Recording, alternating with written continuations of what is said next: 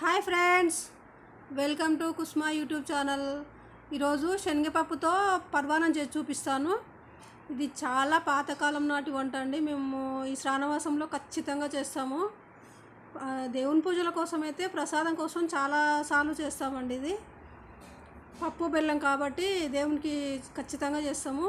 నేను ఒక half glass పప్పు తీసుకొని కడిగి ఒక 1 అవర్ నానబెట్టి తర్వాత కుక్కర్లో వేసి ఒక 4-5 విజిల్స్, అది పప్పు ఉడికే వరకు విజిల్స్ తీసుకోవాలండి. కొన్ని కుక్కర్లు తొందరగా ఉడుకుతుంది, కొన్ని కుక్కర్లు కొంచెం లేట్గా ఉడుకుతుంది కదా, దాన్ని బట్టి పప్పు మెత్తగా ఉడికించుకోవాలి. తర్వాత ఇందులో ఏ స్వీట్ చేసినా బెల్లం చక్కెర వేస్తానండి 2. అందుకు ఒక పప్పు ఉడికింది.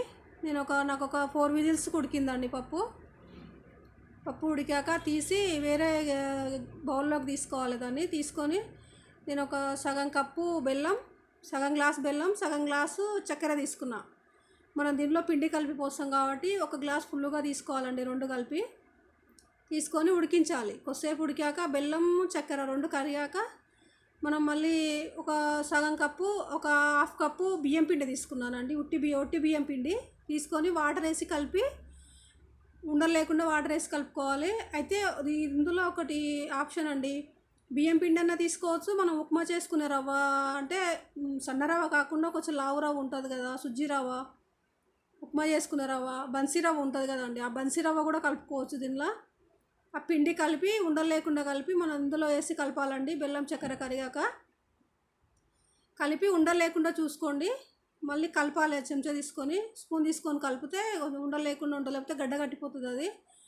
అయితే ఒక విషయం అండి, మీరు బెల్లం అన్న తీసుకోవచ్చు, షుగర్ అన్న తీసుకోవచ్చు, మీ ఇష్టం, మీ ఆప్షన్ అది. ఏది తీసుకున్నా సరే కానీ కొంచెం మనం పప్పు తీసుకున్న క్వాంటిటీ కన్నా కొంచెం ఎక్కువ తీసుకోవాలండి. అలాగైతే స్వీట్ సరిపోతుంది. మనం దీనిలో పిండి కలిపి పోస్తాం కదా, అందుకే షుగర్ సరిపోదు. సేమ్ క్వాంటిటీ తీసుకుంటే కొంచెం వాటర్ నాకు తక్కువ అనిపించినాయి, అందుకే కొంచెం వేసాను. ఇది చల్లగా అయితే కొంచెం గట్టిగా అవుతుంది, అందుకే చూసి కలుపుకొని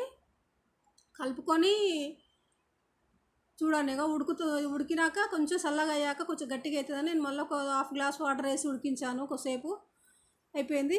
ఇందులో లాస్ట్కు ఇలాచి పౌడర్ వేయాలి. ఇలాచి పౌడర్ వేసి డ్రై ఫ్రూట్స్ మీ ఇష్టం అండి, ఏవి డ్రై ఫ్రూట్స్ ఉంటే అవి నెయ్యిలో ఫ్రై చేసుకొని నెయ్యితో సహా పోసేసుకోవాలి. స్టవ్ ఆఫ్ చేసి.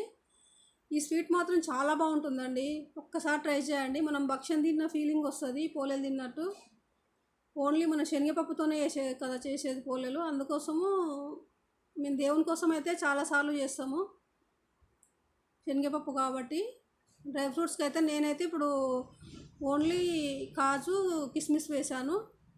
నెయ్యి వేసి ఫ్రై చేసి కొంచెం గోల్డెన్ బ్రౌన్ కలర్ వచ్చే వరకు ఫ్రై చేయాలి. చేసి మొత్తం నెయ్యితో సహా వేయాలండి. అది వేసి మూత పెట్టాలి. కొద్దిసేపు వేడిగా నెయ్యి వేసుకొని మళ్ళీ లాగించాలి.